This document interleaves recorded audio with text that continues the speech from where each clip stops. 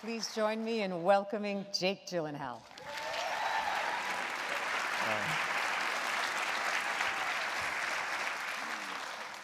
Oh, good. Now we can see you. This is so much better. I hate when it's really dark. I am very honored because, as I just mentioned backstage, I've been watching your work since 2001, so aware of the maturity of your craft and of a real memorable aspect to the roles that you've played. Before we get to Stronger, which will be the last thing that we do tonight, I did want to ask a little bit about how it all started, because I know that you come from quite a family. Your father, Stephen Gyllenhaal, is a film director. Your mother, Naomi Foner, she's not only a great screenwriter, like Running on Empty, at times she has been my colleague at Columbia teaching screenwriting. Your sister's Maggie Gyllenhaal. So, at what point, I mean, or to what extent She's my sister? I gather. Right. That's a hell of a fine family as far as I'm concerned. What role has that family played in your aspirations and in your work? In other words, did you know from the age of 10 that you were going to try to be an actor because this, I don't know, the family was probably always immersed in a kind of cultural enterprise, right? Well, I'm still not quite sure if I want to be an actor, but yeah, I think, first of all, I would just like to say thank you for that lovely introduction. That was so lovely. I mean, I think that, I don't know, we can talk about the metaphysics and the way in which we enter this world and why we maybe, I did study Buddhism, and I do believe somewhere maybe that well, I don't actually, I used to believe that we chose our parents. So, so I think somewhere I kind of knew where I was going, maybe. And then I got here. And I think maybe it was really, there were stories being told around our dinner table, just the story was always king. It was always the emphasis. Movies were very much loved. And one of the main forms of communication between my parents, the two things I think were both movies and food, And so I think as a result of that, I grew to love both of those things. Both stories within their own right, they are how we communicate to each other. And, my mother always says that food is love. I don't know if I fully agree with that. But I do think that was how it all began. And, I also looked up to my older sister. I watched her perform, I remember in elementary school on stage, and I thought to myself, that looks like it could be fun.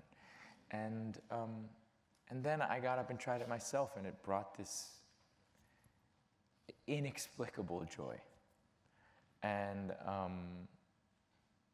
that's just something I've chased for up until now. Yeah.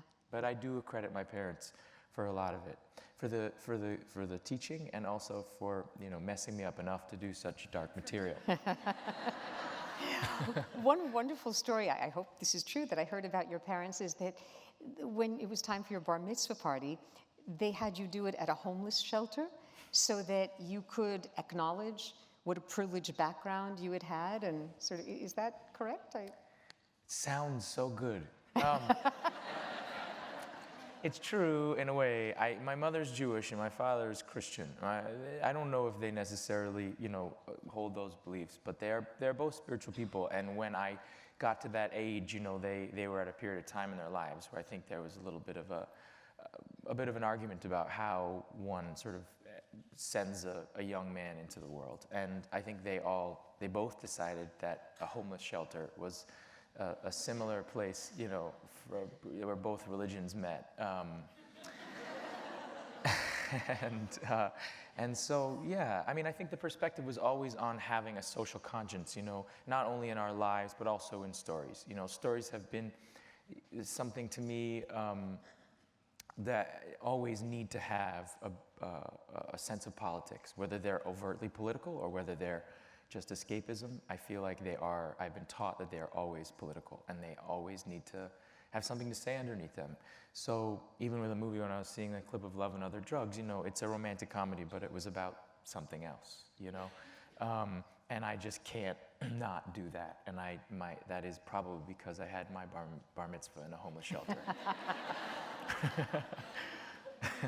Yeah, I kind of love the idea of it, the image of it. It seemed like, why don't more of people do that, is what I started thinking. But anyway. More people should go and help the homeless. And with Thanksgiving coming, I feel like we all should. Yeah. Yeah. During this kind of formative period when you became aware of stories and your family was engaged in various kinds of art, were you watching movies voraciously? In other words, were you constantly going to movies? Were there particular actors that made you feel like, oh, that's kind of what I want to be doing? I want to ask you that question. You know, I don't know about voraciously. You know, the movies I remember as a kid were, you know, it's basically Point Break. So when I worked with Patrick Swayze on Donnie Darko, you can imagine my excitement. But I remember Danny Kaye. You know, I think I was really, in one way, brought up by my parents, and another way, sort of brought up by Danny Kaye. And I think something as a child, in particular, his articulation, his sense of discipline, you could tell in the work, his open heart, sense of musicality, the rhythm of his speech, this sort of positivity then, and also the sense that movies at that time, and particularly his films, were always filled with music even if there wasn't music there, and his performances always had a sense of all of the arts in them, the movement of his body as well as the way in which he spoke and sang and acted. So to me, he was mesmerizing as a child. He continues to be mesmerizing to me. And I really do accredit him with a lot from afar. Danny Kaye and Patrick Swayze. It's a great combination. I think I've been trying to figure that out my entire career. I don't know. Well, and talk about musicality. Patrick Swayze had about the best musicality I've seen on screen lately in Dirty Dancing, so Yes. They kind of go together, I guess. Yes. And I gather you also attended my place, Columbia University, for like 2 years and studied Eastern religions and philosophies, even with Robert Thurman, who I adore. Yeah. Had you not decided to go directly into acting, would you have pursued more of this kind of the philosophy and the religion? Is that something that is still important to you? I think I never considered myself much of an academic. I was from a pretty intellectual, analytical family and background. You know, my grandparents were both doctors. I think that was very important, and my education was always very important to my parents, and it has since been the best guide that I've had in my career. But I think I didn't always feel like, when I was at Columbia, there was a lot of creative outlet. So in that space, I was looking for something to focus on that had a little bit more abstraction that I could understand. And when I took Intro to Tibetan Buddhism with Robert Thurman my freshman year, my sister was in the class as well. My sister was graduating, and I remember sitting there with her, and it was a huge class, as big as this audience. And we were sitting there, and the TA was like, all freshmen leave, and like everyone got up. My sister grabbed my arm. She was like, stay. And I was like, but they're saying freshmen have to leave. And she was like, just stay. And then sophomores and so on and so forth. And she just kept holding my arm down. I was like, this is not right. This is not right. Like, people worked really hard for this, to stay. And then sure enough, she said, go up to the TA and tell him that, you're a freshman, but you really want to take the class. And I did, and he let me stay. She said, see, it's that easy. And that was the beginning of a sort of journey into, I think, a more spiritual space in a sort of intellectual realm. And I felt very comfortable there. And I loved the absurdity and the sense of humor that I think that Robert Thurman teaches with, and the sort of brilliance too. And I just fell in love with that. And it felt creative to me, I think. Oh, yeah. I mean, I'm such a... I don't know what the word is. I mean, I'm a bit of a dilettante when it comes to Buddhism, Eastern philosophies, but everything I've ever gotten close to from that seems so spiritually rewarding. It just enhances my awareness, my ability to be attentive to what's around me and to think about my values at the same time. Yeah, I love the idea. I think I fell in love with the idea of a culture that could start as a sort of warring dictatorship thousands of years ago, and then could slowly evolve into having no army, no military, and being purely spiritual, the spiritual leader. And that evolution was a fascinating idea to me. I couldn't fathom it, and I wanted to know more about how and why human nature turned in that area of the world in the way that it did. And that somehow that was the macro of, I think, a micro journey for hopefully all of us in a way, and that still moves me to this day, probably forever. To what extent does this interest in politics on the one hand, spirituality on the other, inform the choices you make of which parts to play? I mean, actually going back, backstage I mentioned, in 2004, the day after tomorrow, I just, I started rereading my notes of all the Jake Gyllenhaal films that I'd seen. And as I'm reading my notes, I go, wait a minute, an early global warming film from 2004, A Cautionary Tale, in which characters, because of disaster, are stranded in places like the New York Public Library and end up fleeing into Mexico as refugees from the United States into Mexico. The character that you play, as well as the one that Dennis Quaid plays as your father, I know it was a mainstream commercial film, but really exemplifying qualities of courage and of leadership. I mean, it's a film that's got really good values in addition to action sequences. So, I mean, was that on your mind? Yeah, again, it was a big movie, and yet it had a social conscience, So my mom would be happy, and no, I mean, it really, it had something to say, and it was prophetic, and at the time, I think gathered a lot of attention on an idea that obviously hasn't really had much of an effect, but we still try, and so that was very important to me. Yeah, very important to me, and I'm very proud of that film as getting a message out and showing. A lot of people say to me, oh, I love that movie, and I think it's seeping into our unconscious, it's getting in there, hopefully, because I think that's what movies are. I mean, there are, I guess, only two places where we go into the dark and we watch images and maybe we learn something from them, and that's in our sleep and in the movies and in theater too, but that's what I believe. Yeah. Well, I suggested in the introduction that you kind of hit your stride in 2005, and I wanted to focus for a moment on these two radically different films that came out, Brokeback Mountain and Jarhead. I mean, obviously they have in common that they were directed by really genius filmmakers, Ang Lee for Brokeback Mountain, Sam Mendes for Jarhead, and both of them focus on men, the relationships among men whose professional responsibility takes them far from home. But after that, I mean, they couldn't be more different, and I wanted to talk a little bit about the differences between how you worked on Jarhead and Brokeback Mountain. I assume many of you have seen Jarhead, but it's set in the Saudi Arabian desert before Desert Storm, and it's a film, as my husband Mark pointed out, that's not so much about killing the enemy as killing time, because everyone's like waiting for something. And it's a film in which war is sport and sport is war, and it's about frustration and repressed violence. It looked just from that one scene that we showed that this was not an easy film to make. It wasn't an easy place to put one's soul and emotions into.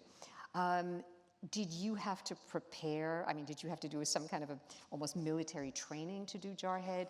And I'm curious, because we'll compare this to Ang Lee, whether Mendes, who comes from theater, and Ang Lee, who does not, do they work differently in terms of rehearsal and in improvisation or whatever? Yes.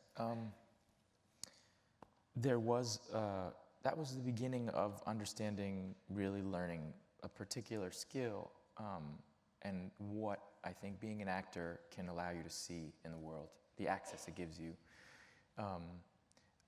We spent I mean, I spent months, but we spent 2 weeks very concentrated in a sort of somewhat simulated boot camp for actors, which sounds debaucherous or something like that. But it was really, you know, up in the morning drills and as much as we could, and then being taught everything in kind of a crash course, but being taught by every ex-military, and Sam set all of that up. And then Sam also did a really interesting thing because his background is in theater and because rehearsal is so important to him. And that's actually has always been very important to me. I always feel like I needed a long runway. And that you have to have something in your bones, particularly if you're going to put it on film. You know, I think the audience is discerning, and I think in order to feel that someone is someone that they're playing, you have to know that their skills, even if it's the way they move or how they speak, it has to feel like it's in your bones. And I also think that's the joy of what I get to learn from people with real jobs. So, I remember Sam calling for about a week, running through the entire script and calling in actors, you know, working on a scene for an hour and then moving to the next one in chronological order. Actors would go away if they weren't in scenes for a few, but I was always there because I was in every scene. So actors would come and go, and we would rehearse the scenes, and it was just extraordinary. That experience and that process was what I've realized now, a great privilege, and also just so helpful to the process and understanding the overall arc and hearing and, you know, feeling how the movie moved, which you don't normally have. So there was that, and then later on in the year, all of a sudden, I was cast in Brokeback Mountain, and the casting process was very different. I walked into a room and Ang Lee was sitting in a sort of semi-dark corner, and he was like sitting there with his legs crossed in a weird hat, and the weird hat's never gone away. He always wears a weird hat, and I remember him sort of talking to me and asking me a couple questions and then saying, "Okay, goodbye." And then like a month later I was cast, and I couldn't figure it out. There was no real rehearsal, though we did go to the set and we rehearsed the scene that you picked the clip from before we started shooting. We shot that about 2 months into shooting, and we rehearsed we would go to location to location, and we sort of rehearsed those scenes, and I remember rehearsing that scene, and I remember feeling that scene just as in rehearsal, just as I felt it when we were shooting. Even 2 months later, I feel it now in the same way I felt it then. When I think something is written like that and there's an energy there, like it was in that movie, I think it's those types of things that just last. Yeah. Although I have to add that what you and Heath Ledger brought to what was written and how it was directed was profound. I mean, you deserved the Academy Award nomination you received, and I can only imagine, because Heath Ledger is no longer with us, you know, the gift that it was for the two of you to work on this material together. I mean, we're talking 2005, it's only been 12 years, but Brokeback Mountain has entered totally into our culture. I mean, you know, we use that term, and a lot of people immediately flash onto that and recognize what it is. Did you have any sense when you were making the film that that would become as meaningful to large groups of people as it has? No. I'll be honest, even when I saw the film back in 2005, I didn't either. I was actually surprised when the critical groundswell happened, and, you know, Oscar nominations, and there was the thought that it would maybe win Best Film, because I didn't calculate that this would have the kind of reverberation that it did. But clearly, a lot of that does have to do with you and Heath Ledger. That particular combination was and remains one of the beautiful examples that we have of male love on screen. It's that simple. And many others followed, but I'm not sure anything came to exactly that level. I also was wondering, I'm going to move away from that slightly. When you made Love and Other Drugs, you were reteamed with Anne Hathaway, who played your wife in Brokeback Mountain. and In Love and Other Drugs. I'm not sure how many of you have seen it because it's a much lighter film, obviously, than what we've come to associate with you. But it's a romantic comedy with a real bite because partly Anne Hathaway plays a character who has Parkinson's disease, but it's not treated as some mawkish thing. I mean, she's a rather feisty character. I read somewhere where you talked about the musicality in the rhythm of working with her. And I really was curious what that might mean. Well, I think just very simply, you know, both of us are musical, you know. I think there's just something inherently in the rhythm of acting, in the rhythm of words and the human rhythm that, and the melody of, there's not just intention, there's also the sounds, and there's also the way in which, you know, we dance off of each other and we respond to each other. I felt the same way with Annie as I did with Hugh Jackman when I worked with Hugh. That was Prisoners. Yeah. And I think there was this feeling where, oh, you understand this sort of downbeat or like half rest or wherever we are in a space. And there's this lovely exchange. And I think sometimes it has to do with singers or something. But when Annie and I worked on Brokeback, I remember us improvising a scene where we were married in a scene and I was leaving, and it was just two people who love music and melody and rhythm, you know. And I can't really explain it any other way. I'll leave it to the writers. But that's what I mean. I mean, do you also hope to act in musical films? I gather you once auditioned. Was it for Moulin Rouge for Yes. Baz Luhrmann? And I did. well, it went to Ewan McGregor, but he was good. But is that something that you see yourself doing? Are there any films where that might be possible in the near future? Yes, absolutely. Absolutely. It is my joy and the real love of my career and my life so far to do the musical theater. But actually, funny story with Moulin Rouge is that's where I met Heath Ledger. Was auditioning for Moulin Rouge. It was, Baz Luhrmann had sort of chosen 3 actors. It was Ewan and it was Heath and me. And we auditioned with many different actresses. It was a long process. And I never met Heath. I'd only heard about him, and we would be shuffled in and out of rooms. They'd literally put me in a room, lock me in the door, and Heath would come in. And then Heath would be shuffled in the door, and then I would never saw him. And when Ewan was cast, I finally met Heath, and we sort of became friends before Brokeback Mountain based on our mutual frustration.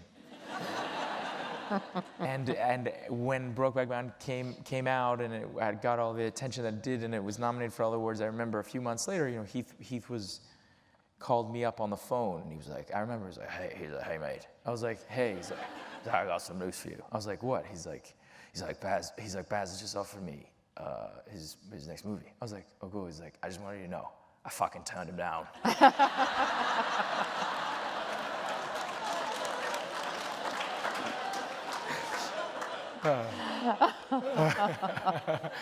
So, you know, that's how much he loved me, you know. But no, that was where I met him. Wow.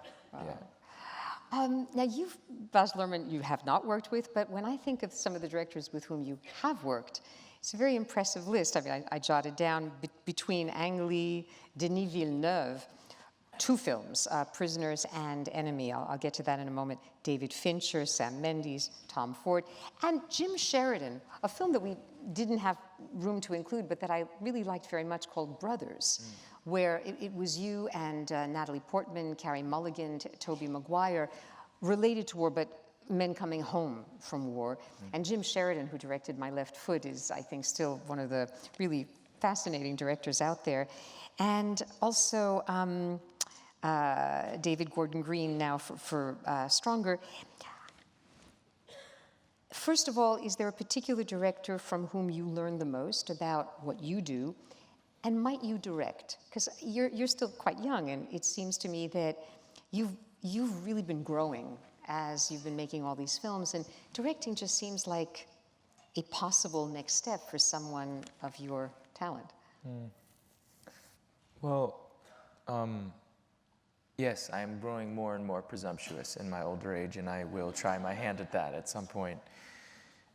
I know and realize how hard that job is, and I have such a profound respect for it. And I know that it's only when you know a story that you want to tell that you should tell it. So it's not the job that I want, it's the urge to tell a story that I need. And when I have that, I will move forward. But I think that probably it's hard to pick from all the incredible people that I've worked with and all the things that I've learned from them. But I would say my relationship with somebody like Denis Villeneuve is a particular one because it marks a time in my life and my career where I started to realize that this is my life's work, if possible, you know, and that I needed to stop fooling myself that I would have my life and then I would go to work, and that it was all about the relationships that I made and about the intimacies that I could share. And Denis, very specifically, when I first met him, said to me, I need to make this movie Enemy. That was the first movie we made together, a very small movie in Canada. He said, I need to make this movie, and I can't make another movie until I make this movie. And he said, and I would really love to make it with you. And at the time, people really liked Denis, but no one really knew Denis. And I think he said, let's do this together. I want to know you. I want to. And I could feel from him, you know, it stopped a period of time in my career where I would chase after the people that I wanted to want me and move towards the people that actually did. And I think that was a switch in my life and in my career at the same time. And the irony of that switch was Denis, when we went on to make that movie, become really close as friends and as people who worked together, and then made another film together. And he has since, over a course of a very short period of time, become, you know, one of the most desired directors around in a lot of ways. And I think it's because of his relationships that he makes. But it's been very interesting to see that when you care as deeply and you open your heart up to the people you're working with, and you work with the people that love you and you can really love them, that really good stuff happens. Yeah. I actually heard Denis Villeneuve, speak yesterday at the Museum of Modern Art, because they showed Blade Runner 2049, which he directed. And by the way, after Enemy and Prisoners, you know, he made Sicario and Arrival. And he's a French-Canadian guy. He's the most soft-spoken director I've ever seen on a stage. He whispers, you know, and he makes these huge, sumptuous spectacles. But obviously, this is working because in all of these spectacles, there are relationships. There are details of people's inner lives. Otherwise, why bother is probably the issue. But it seems to me that Prisoners was one of the most difficult films that I watched. We didn't even include a clip because we couldn't find one that wasn't incredibly depressing and difficult. But it's such a... No, I'm sorry. It's true. But it is a brilliant and profoundly moving film. It's just not easy to watch, about two little girls who were abducted. And Hugh Jackman, Viola Davis, such magnificent work, but it's wrenching, and I'm guessing that it was wrenching for you to make it. Yes. I mean, you know, it was also wonderful in that, you know, it was written a particular way, and then Denis and I discovered something else. You know, it's a movie where everyone is a question mark, and at a certain point in the movie, I play the detective, and in playing the detective, essentially you're the narrator. And what I realized was, if I'm there questioning all these people, as written, all I was doing was, I don't know, following convention. And Denis and I talked about that a lot. And I said, what if I was a question mark too? Because I would love to deflect the audience wherever I can. And if I have an opportunity as a narrator to have them question me while they're questioning everyone else at the same time, wouldn't that be more interesting? And he was like, I love it, you know. He said it exactly like that, actually. And that was, I devoted myself to try and take it out of a movie world and understand really a lot about the subject matter. And I watched 1,000 hours of interrogations, and particularly interrogations of a similar type of crime that had been committed in the movie, and delved into that world. So it was not really fun at all, but amazing to learn about that part of the world. Yeah. I'm remembering from that film that your character, Detective Loki, squints a lot. I may be wrong, but I'm remembering this detail. And I'm mentioning this because I have to invoke Nightcrawler, which is a very different kind of walk on the dark side, cinematically, where your character seems to actually never blink. There's a sense that, all right, Loki has seen too much, and in Nightcrawler, your Lou Bloom is going to take everything in and use it. I wanted to talk a little about Nightcrawler because it has become, a very well-respected film. You're so chillingly persuasive as what I would call a modern-day Scarface. In the original with Paul Muni, the line is, do it first, do it yourself, and keep on doing it. And the self-made man that you play in this film, I'm trying to remember. Lou. He's amoral in the extreme. I mean, this is a guy who's untethered to family or friends. And he reminded me actually at moments of some of Scorsese's characters, like Travis Bickle in Taxi Driver, De Niro, or Rupert Pupkin in King of Comedy. Okay. So, tell me, what drew you to this character, this opportunistic and kind of scary guy? I mean, the brilliant writing. Dan Gilroy, who wrote the screenplay, it's a brilliant screenplay, and an extraordinary character. That was all on the page. It just had to be dug out and studied. I also felt like it was a real comment on what we have become, and I was fascinated with the fact that people will always say after the movie, "Oh, he's so creepy. The things he did," and I thought to myself, "You've created Lou Bloom." Our desire for shock value and spectacle, our need to, and getting back to the idea of even stronger. What's interesting about it was we didn't make that movie for the historical poignancy. We didn't make it for the event or for the people who committed that crime or did that bombing. We made it for the human beings who survived. In fact, everything that is there that is a spectacle is out of focus. Because I feel like we have moved so far into needing that,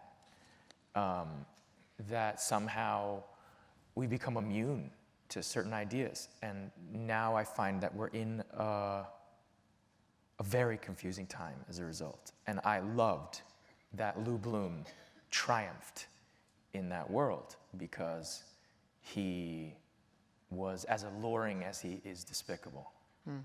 And just brilliant writing. Just a brilliant mind in Dan Gilroy. No, it's a film that unnerved me, partly because Lou Bloom is not really punished at the end of the film.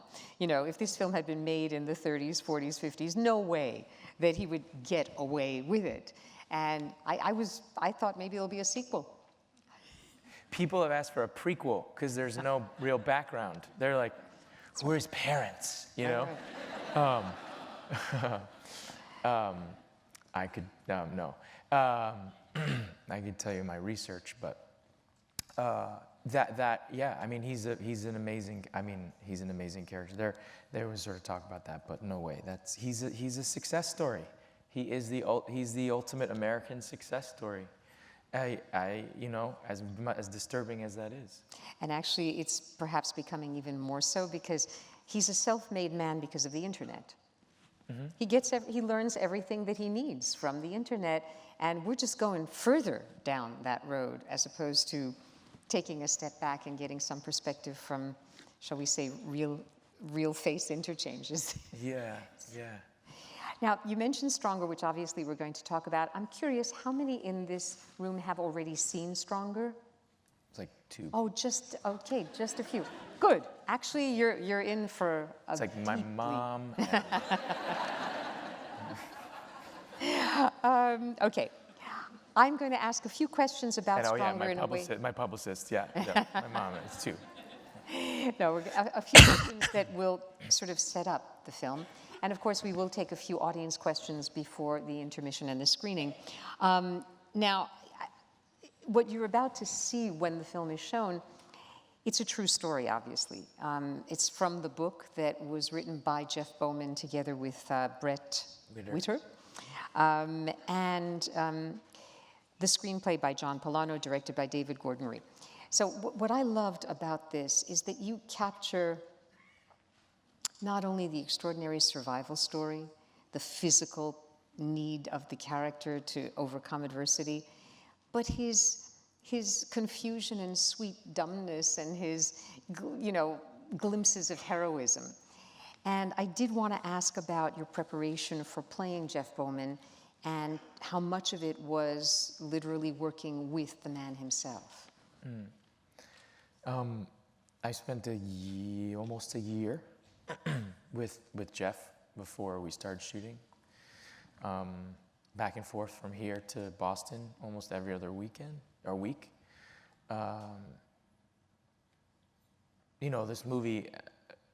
This movie has, I didn't know it at the time, but it has become more than a movie to me. It is now my life because he's one of my friends. I talk to him almost every day. And it's just taught me more than any film I've ever made. And I think it's because I've never had the honor, the responsibility, and if I'm really honest, the tremendous pressure to play someone that I know that I could never be. I don't think that I would have been able to survive what he survived, and I don't think I would, if I did, been able to do it with the sense of humor that he did. And I think that is, to me, when you get to spend time with someone like that, as I have, it's more than a blessing. It's life-changing. And so, getting it right and portraying him it still stresses me out, if I'm honest. But I love him so much. I wish he were here because you would see how incredible he is. And all I've tried to do is, I guess he's not here, so you have to see my version of it, but nothing beats the real thing. Yeah. So. Yeah. We're going to take a few questions from the audience. We have about 10 minutes for that, and I will try to repeat everything that I hear. The first one I saw was in the middle, straight back there, and then I see a woman over here. Go right ahead and just talk loud. Actually, there are two of you. The cap first, and then the person in the white something. Yes. Okay, Jake, I know we didn't really talk much about this. It's one of your earlier films. Probably most people haven't heard of it, Donnie Darko. I was wondering if you could tell me, out of that movie, I know it was probably one of the big ones that started your, adult acting career, whether, what one thing that you took from that movie that you sort of brought and put into, all your future films? The question is about Donnie Darko, arguably the film that really launched your career. Was there something from making that film that you have taken into or your other work, something that... Yeah. Okay. Oh, yeah. Thank you, Man in the Hat.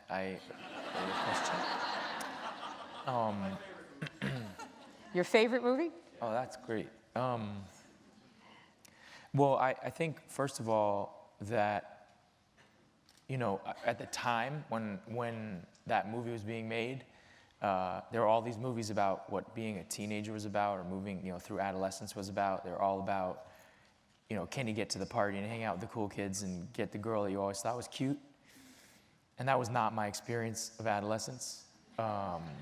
It was the sort of psychological and mental journey, emotional journey of adolescence was a roller coaster beyond explanation.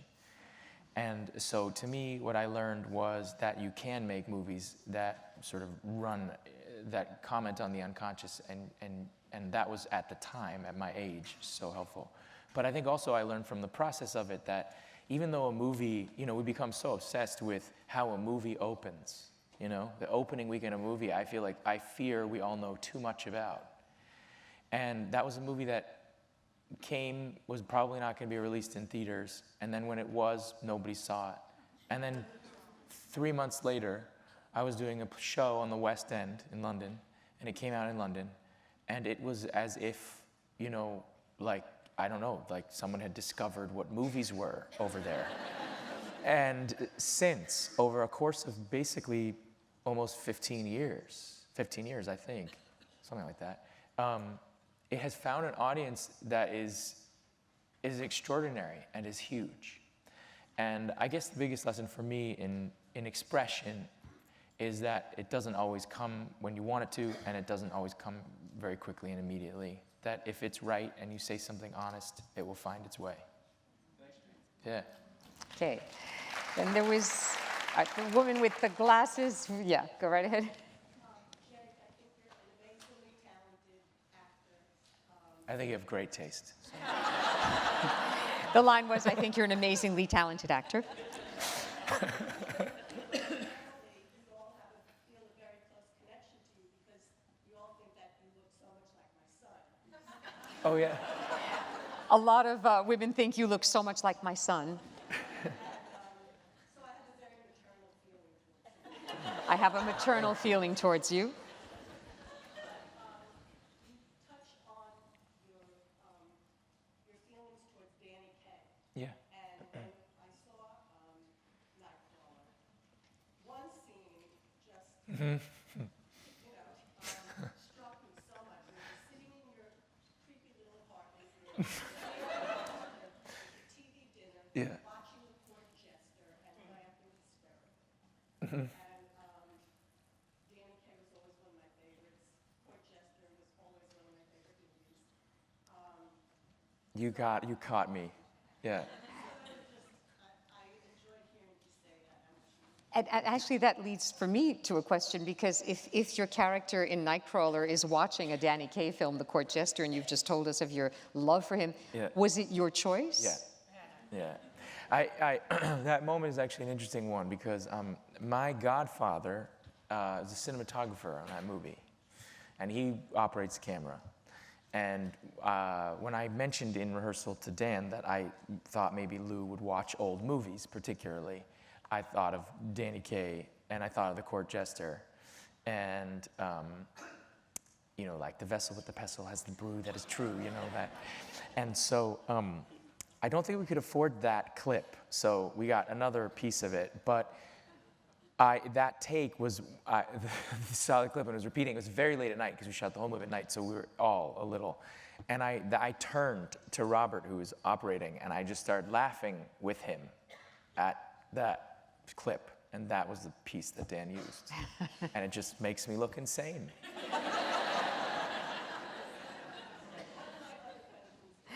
It works. When will you be on Saturday Night Live again? When will you be on Saturday Night Live again? I can't answer that. I don't know. Okay, the person in the middle there that almost got, yeah. I'm Dan. Listen, I wanted to run the New York City Marathon for about 7 years, and I was training for it on Labor Day. I was in Brooklyn, crossing the street, heading away, car plowed right into me. I went flying 15 feet in the air. I broke 3 ribs, 3 vertebrae, my pinky, and my shoulder. I needed to get emergency shoulder surgery. It was really severe on all sorts of painkillers I never thought I'd be on. 3 weeks after that happened, I went and I saw Stronger, and then I read Jeff Bauman's book, and I decided that a negligent driver wasn't going to stop me from doing something that I wanted to do.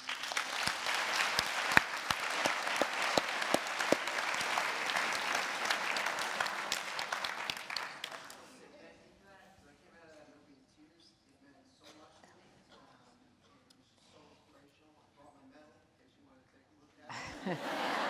Did everyone hear what this gentleman just said? Just very quickly, this gentleman had been training to run the marathon, was hit by a car, had terrible physical problems as a result, saw Stronger. That gave him the courage to feel that a negligent driver was not going to keep him from running the marathon. And the film has provided the inspiration. He has the medal with him here for what he was able to do.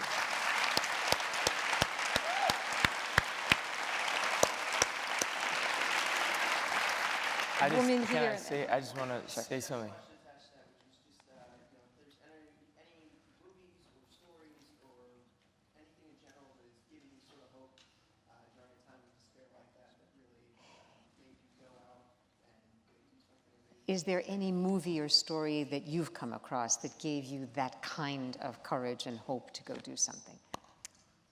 Well, first of all, I think I just realized why I made this movie. You know, I think your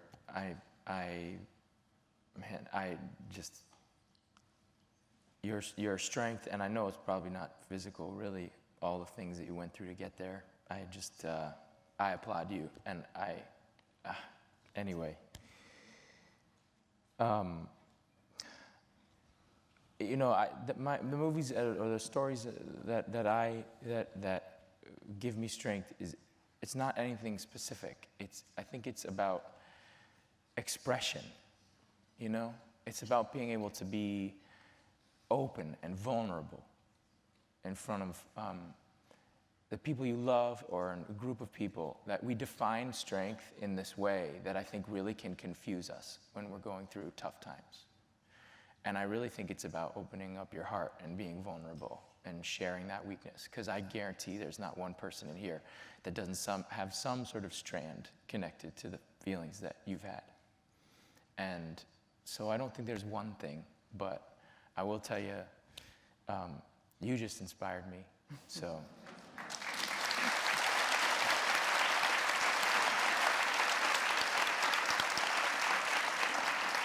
There was a woman right here, yes. Hey. I was 10 years old, I think, when I first started watching your movies, and I thought I was going to marry you. I started watching your movies when I was 10 years old and decided I wanted to marry you. My mom to take me to see Brokeback Mountain. It would have been the first one I saw in theaters and everything. And when I saw it, actually, your performance and he kind of made me realize that I never, ever wanted to have any relationship with a man, ever, because I saw that representation that I had never seen before with you guys. Like, you showed it that it wasn't a joke. It wasn't something that was, like, bad or evil, you know? So I was just wondering, like, how do you think Brokeback Mountain paved the way for other stuff? Like, since then, we've seen Moonlight, we've seen Carol, even gay marriage and everything, and I just feel like... Okay, and I'm sorry, I'll repeat this. The question deals mostly with Brokeback Mountain. To what extent do you feel that that film did pave the way for representations that have followed, such as Moonlight? Yeah, before I didn't know because I'd never seen it. Because as she said before, she had never seen a representation of male love on screen. So. I mean, you know, there are these little steps, you know. I think there was this, at the time when we were talking about what I knew it was, did we know it was going to be? I don't think, I said no because we had no idea of the energy and desperation and need for a story like that, right? And so when it came out, I realized, whoa, it was like this. I remember sitting with Heath and Michelle in an environment very much like this, where a couple people would get up. One guy got up, and it was 2 weeks after the movie came out. I said, I've seen the movie 25 times, and I just want you to know, and it was just screamed, you know, how much it's changed my life. And for us, it was very, but I think what I've seen over the years was I feel like I have helped participate in a very small way, moving an idea and a message along. And it's one of the proudest accomplishments of my life, like those little teeny tiny things, you know, we build on these. And, you know, Brokeback Mountain didn't win Best Picture, but Moonlight did. So, oh, well, maybe, I don't know, but that's an evolution of an acknowledgement from a group of people, I think. That's And right. that's a beautiful thing. Beautiful, beautiful thing. You think you played a small part, but you played such a big part and in my life. was what she said. That's so lovely. I know there are more questions, but Jake Gyllenhaal is being incredibly brave tonight. He walked in not feeling well. He has a cold, and I told him 1 hour, and we want to take a brief intermission because we I are. mean, if there's any more, I'm just like losing my voice a little bit, but There was a gentleman that one more. All right there. Can we take advantage of the fact that we're meeting you and about to see the film? Are there any insider tidbits or insight that you'd like to share that we should look for while we're watching the movie? Since we're about to watch the film and we've got you right here, can you share any particular tidbits, an insider's view of what we might look for? sure, yeah. One of the things that I think makes David Gordon Green, who directed the film, so incredible is his use of a lot of real people in his films. And we we shot the movie in Boston, all in Boston, even though that was pretty rough on our budget. We shot it there because we needed it to be there. It couldn't be anywhere else. Some movies shoot exteriors and then they go somewhere else. That's cheaper to shoot. That was not what was going to happen in our movie. And as a result, we had a lot of people auditioning to play the doctors and nurses, and David auditioned many of them. And for a couple months, he was like, something doesn't feel right. I don't know what it is. And we were in a meeting a few months before with Dr. Kalish, who is the surgeon that amputated Jeff's legs. And David turned to me in the middle of the meeting and he said, "What do we got? Dr. Kalish to play Dr. Kalish." And I was like, that's kind of, okay, yeah, that's interesting. And he was like, okay. And he was like, "Hey, can we give you some sides? We would love for you to come in and read tomorrow. If you don't mind wearing your lab coat, that'd be great." You know. And Dr. Kalish was like, sure. Apparently, I heard from his wife much later on that he didn't sleep all night long. I mean, this is a man who's done major surgeries, and acting really brought him to his knees. He came in the next day, and he read for the part, and he was horrible. And David was bummed, because I felt like he had hit another dead end. But he stopped him, and he said, "You know what, can you just try the scene? Can you just talk to us like you talk to your patients? Can you just talk to us? Can you just tell me what you said to Jeff's parents? Just tell it to me and Jake." And sure enough, Dr. Kalish started to talk, and he just started to say what had happened and what he did and what needed to be done and this and that. And David was like, "You're cast." And that set off a sort of brush fire of casting almost all of the people that surrounded Jeff. The medical staff around him, his PT, Michelle Kerr, Odessa Boykin, who is his ICU nurse, who plays, you'll see her. She's an amazing woman. She calls herself the Rottweiler because she protected Jeff through everything. She takes out my breathing tube in the movie. The movie is really riddled with all the real people, and there's a very specific scene. Did you ask the volunteers or did you reach out? We asked, and a number of them didn't want to do it. And I was like, "You don't want to be an actor?" And they were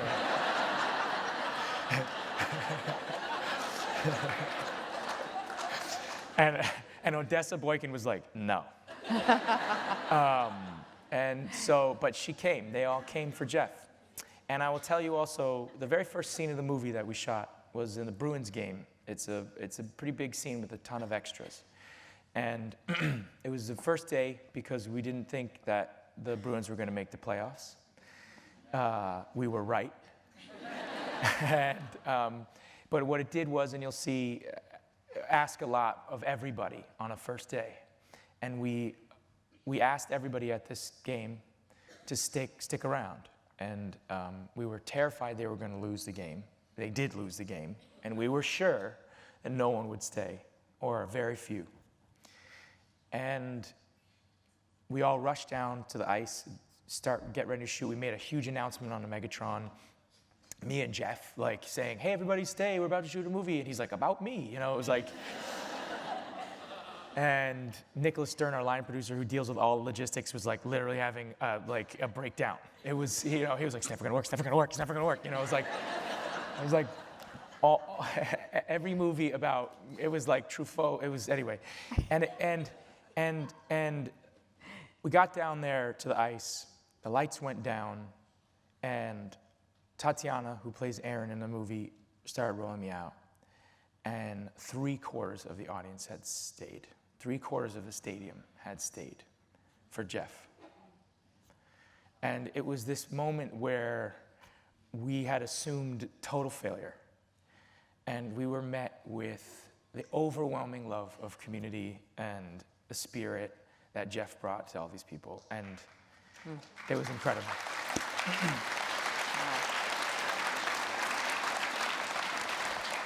Yeah. So there are a couple tidbits. Now you know, finally, I've answered the question, Dr. Kalish and Odessa Boykin don't want to be actors.